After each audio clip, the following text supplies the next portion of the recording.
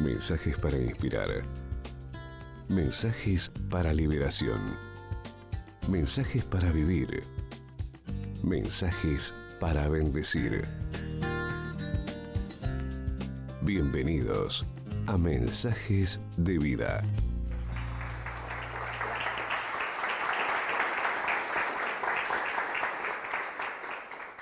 Y que para poder arrancar, en la Biblia nos enseña algunos lugares donde, tanto en el contexto donde se ubicaban, ellos creían que se iba después de la muerte. Y en el Antiguo Testamento, vamos a ver ahí en la pantalla, se menciona la palabra el Seol. Este es el nombre que se le daba a la región o morada de los muertos y que se sugiere a lo profundo de la tierra. En algunos pasajes esto lo usan como un sinónimo, pero realmente la palabra sepulcro en el original quiere decir kever o kever, que esto habla específicamente de estar debajo de la tierra en un sepulcro, pero la palabra el Seol habla de una morada, habla de un lugar. Ahora, lo mismo en el Nuevo Testamento. Anteriormente, Génesis 37-35, refiriéndonos al Seol, dice, y se levantaron todos sus hijos y todas sus hijas para consolarlo. ¿A quién estaban consolando? A Jacob. Mas él no quiso recibir consuelo y dijo, descenderé enlutado a mi hijo hasta el Seol. Y lo lloró su padre. ¿Se acuerdan cuando los hermanos trajeron la vestidura de José? Dijeron, hemos matado a nuestro hermano. Y Jacob dice, quiero descender, me consume esta angustia, quiero descender donde está el Seol. Entonces él asimilaba este concepto de un lugar o morada de los muertos. Después en el Nuevo Testamento, para referirse a este mismo concepto de la región o morada de los muertos, es el Hades.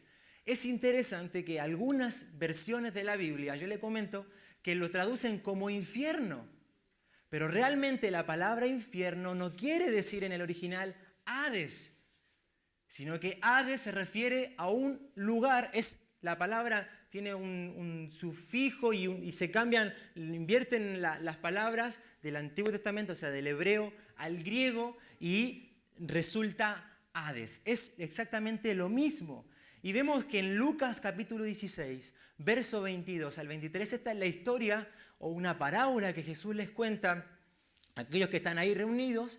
Y dice, aconteció que murió el mendigo, ¿se acuerda? Lázaro y el rico, y fue llevado por los ángeles al seno de Abraham. Y murió también el rico y fue sepultado.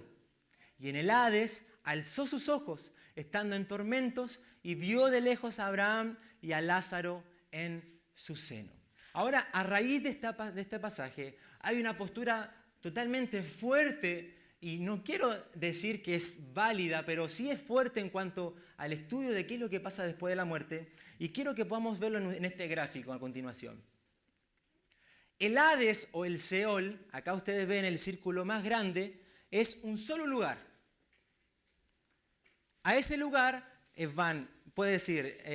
está como compartido, hay dos compartimentos. Uno donde van los que creyeron en Jesús, los que creyeron en Dios, los que fueron fieles a la palabra de Dios, y en el mismo lugar, en el otro compartimento, están los que están en el Tártaro. Esto quiere decir como un lugar de tormento. Aquellos que fueron infieles o aquellos que no creyeron a la voz de Dios o no creyeron a sus enseñanzas. Acá nosotros vemos el cielo de Dios, la tierra, que es nuestro cielo, después viene en otro lugar, en otra dimensión, el Seol o el Hades, y abajo de todo está el Gehenna, que muchas veces nosotros en el Nuevo Testamento Jesús se refiere al Gehenna como un basural, donde hacían un ritual, donde quemaban niños, donde quemaban basura, era un lugar que estaba podrido, un lugar feo. Entonces a esto hace referencia Jesús con lo que le llamamos infierno. Y en la pantalla a continuación vamos a ver, en la siguiente diapositiva, ya acá en globo arriba tenemos el sepulcro, vemos toda la tierra. Esta postura habla de que el Hades o el Seol están en el centro de la tierra. Entonces ahí se nota bien, donde acá se encontraba el rico en esta parábola, se encuentra el rico donde ve en el otro lugar, que es separado por una cima o un abismo, y ve a Lázaro y a Abraham. Es una cuestión de palabras, muchas veces le llaman seno de Abraham, el paraíso, todo se refiere a este lugar, a este compartimiento, en cuanto a lo que se encuentra en el Hades. Bien, ahora vamos a arrancar, vamos a leer mucho la Biblia porque necesitamos fundamentar todo esto que estamos hablando en cuanto a la Biblia, en cuanto a qué nos dice su palabra. Y vamos a abrir nuestra Biblia, vamos a ver acá en la pantalla, en 1 Tesalonicenses, capítulo 4, verso 13 al 18, y vamos a leerlo en la nueva versión internacional. Y dice: hermanos, no queremos que ignoren lo que va a pasar con los que ya han muerto, para que no se entristezcan como esos otros que no tienen esperanza. ¿Acaso no creemos que Jesús murió y resucitó? Esto no es una frase condicional, sino que eso es una afirmación. Así también Dios resucitará con Jesús a los que han muerto en unión con Él. Conforme a lo dicho por el Señor, afirmamos que nosotros, los que estemos vivos y hayamos quedado hasta la venida del Señor, de ninguna manera nos adelantaremos a los que hayan muerto. El Señor mismo descenderá del cielo con voz de mando, con voz de arcángel y con trompeta de Dios, y los muertos en Cristo resucitarán primero. Luego, los que estemos vivos, los que hayamos quedado, seremos arrebatados junto con ellos en las nubes para encontrarnos con el Señor en el aire. Y así estaremos con el Señor para siempre. Por lo tanto, anímense unos a otros con estas palabras. El contexto de la palabra de Tesalonicenses, estaban pasando por persecución. Por eso ellos habían perdido a sus seres queridos o a más de algún integrante de la comunidad en la que se estaba refiriendo Pablo. Ahora, muchos difieren, como veíamos anteriormente, en las palabras o en los lugares a donde vamos después de la muerte. Pero lo vamos a ir a la palabra específicamente que nos dice que tanto el Hades, el Seol, el paraíso tiene que ver con un sueño. Tiene que ver con un sueño temporal. Y acá nosotros vemos que el apóstol Pablo, en el verso 13 dice: hermanos, tampoco queremos, hermanos, que ignoren acerca de los que duermen. En la Reina Valera dice: a los que duermen. Y cuando hablamos de dormir, quiere decir un eufemismo. ¿Qué es lo que es un eufemismo? Es una palabra o una expresión que es aceptada o que no es tan fuerte al oyente.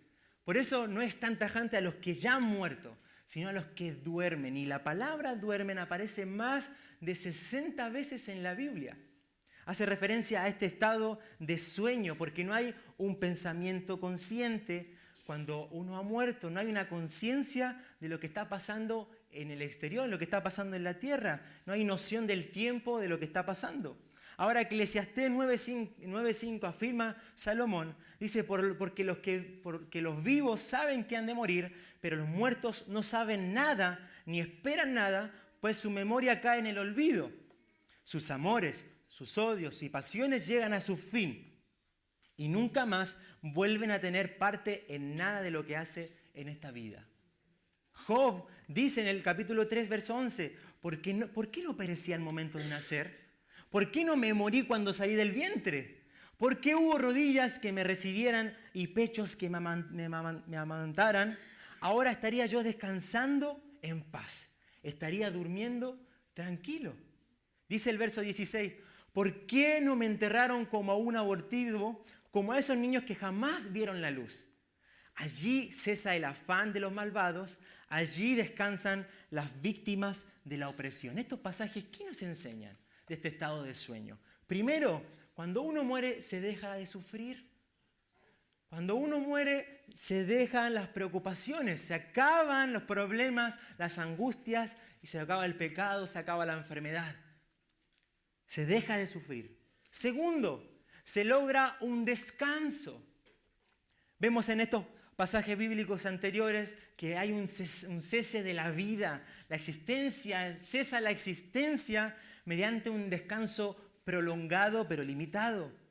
Tercero, se termina la oportunidad de decidir. Y el salmista en el Salmo 146, verso 1, y es interesante lo que dice, aleluya, alabado sea el Señor, alaba alma mía al Señor. Mientras que haya aliento en mí. Cantaré salmos a mi Dios. No pongan su confianza en gente poderosa, en simples que no pueden salvar. Dice, haciendo referencia, el verso 4 hace referencia al verso 3, porque estos mortales, dice, exhalan el espíritu y vuelven al polvo. Y ese mismo día se desbaratan sus planes. O sea, en el momento de morir se acaba todo. No hay una segunda oportunidad para rehacer la vida. Cuando uno muere se acaban este tipo de cosas. Hoy es el momento de poder tomar una decisión por Dios. Hoy es el momento para decir, ¿estoy con Dios o no estoy con Dios? Hoy es la oportunidad de experimentar la vivencia de estar con Dios. Muchas personas postergan estar con Dios.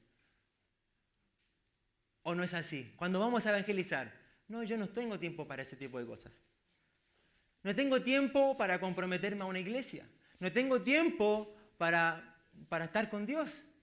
Déjame como estoy ahora. Déjame trabajando, cuidando de mi familia, saliendo a la quinta los fines de semana, estando en mi casa los fines de semana. Déjame acá tranquilo.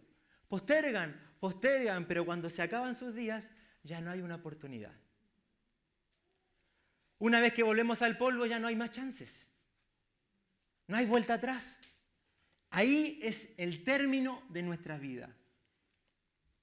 Mucha gente tiene pánico a la muerte. El año antepasado, cuando estábamos viendo el lugar para el campamento, la persona que nos alquiló la quinta, vive acá en San Isidro, y decía, yo le tenía pánico a la muerte.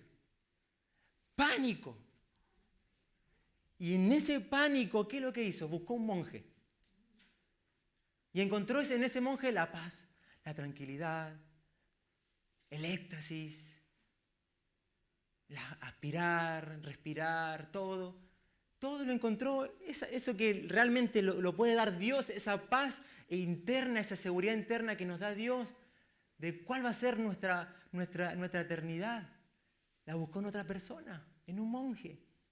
Lo llamamos temporal porque no es un lugar o un estado definido. No es un lugar que es para siempre. Por eso los que creyeron en Jesucristo y vivieron acorde a sus palabras, ¿qué es lo que va a operar en ellos? La resurrección. Aquellos que creyeron y también a los que no creyeron, va a operar la resurrección. Y vamos a ver a continuación qué es lo que quiere decir esto. La palabra resucitar significa levantarse de entre los muertos. O sea, volver a la vida. Y 1 Tesalonicenses 4 dice, ¿acaso no creemos que Jesús murió y resucitó? Así también Dios resucitará con Jesús a los que han muerto en unión con Él.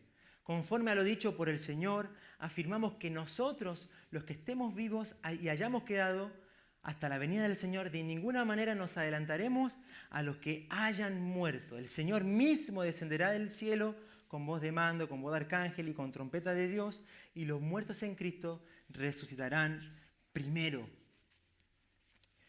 Cuando Cristo regrese, los muertos resucitarán. ¿Qué es lo que dice esta palabra? Los que están muertos resucitarán. Ahora, dentro de la resurrección van a haber sucesos. Hay etapas. Y la primera es que los creyentes en Dios que hayan muerto serán ¿quién? Levantados, serán resucitados. También luego los creyentes que están vivos también van a ser arrebatados, también van a resucitar. También otro suceso importante dentro de la resurrección es la venida, la inminente venida ¿de quién? De Dios, de Jesús.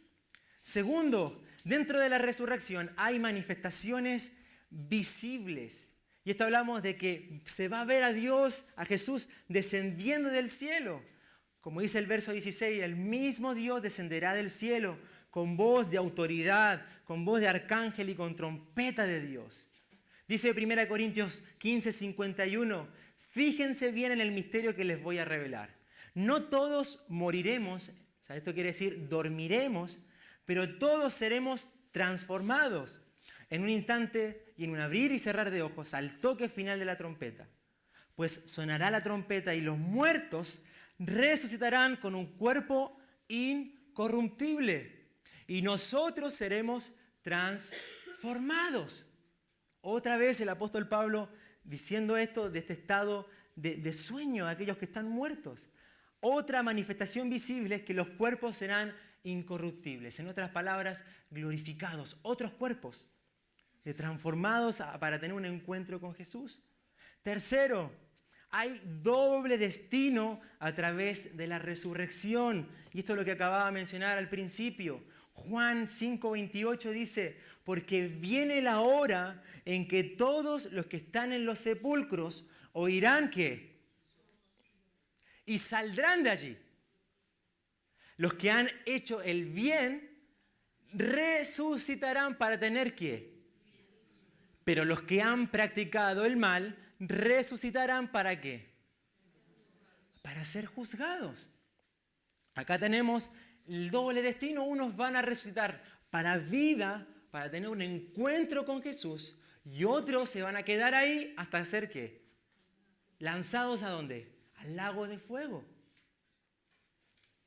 Claramente Jesús nos dice que una resurrección va a manifestarse para una vida eterna con Cristo.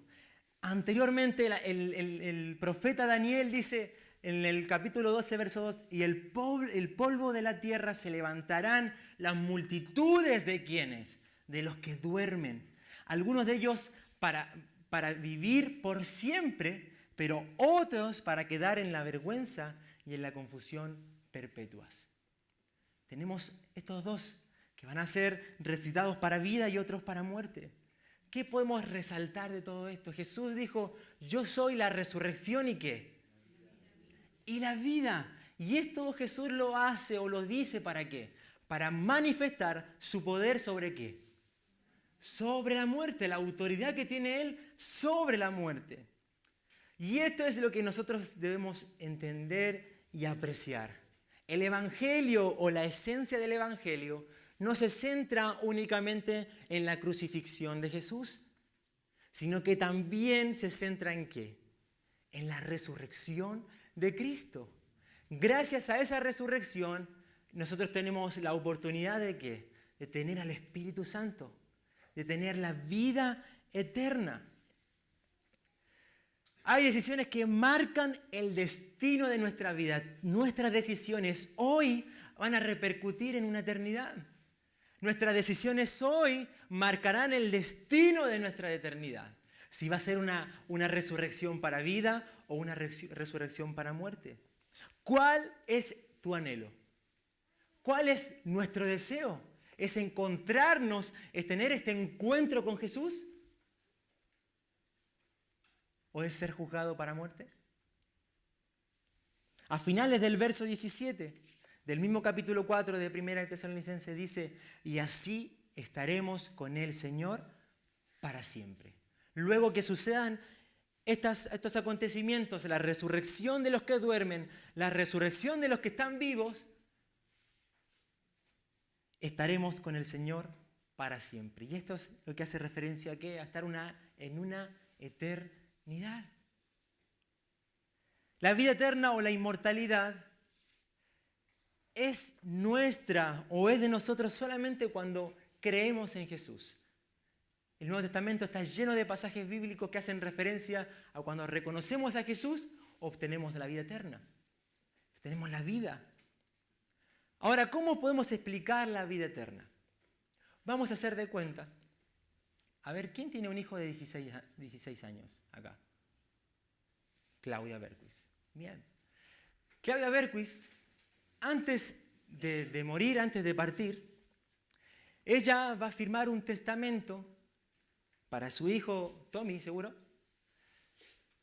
Va a firmar un testamento que va a decir, esto Tommy te lo voy a dejar para vos, para cuando tengas 21 años, para que cuando tengas la edad apropiada para usarlo.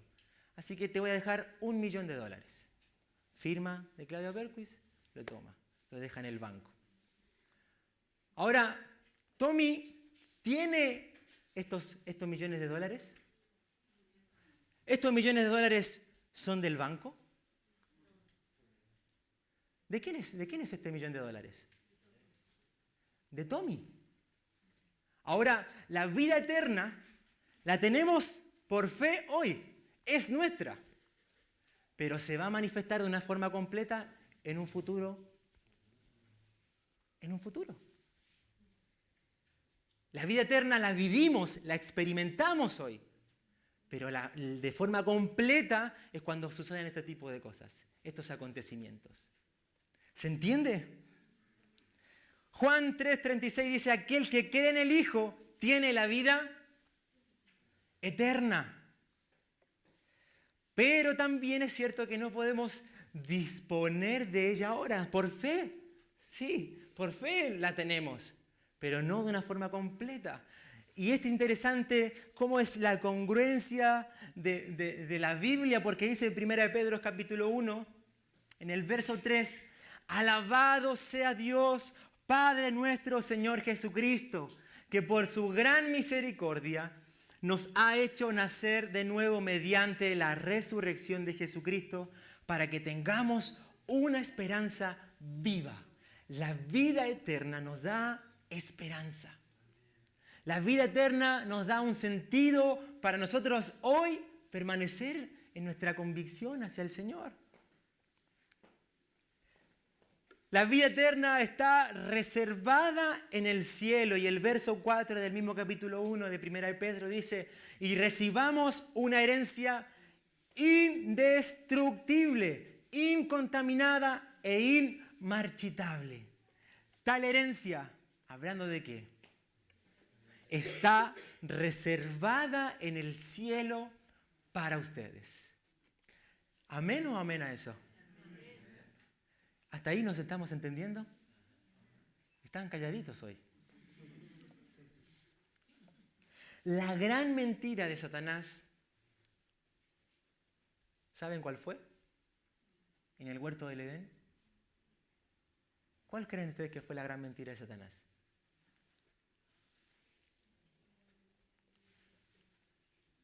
Si comes del fruto,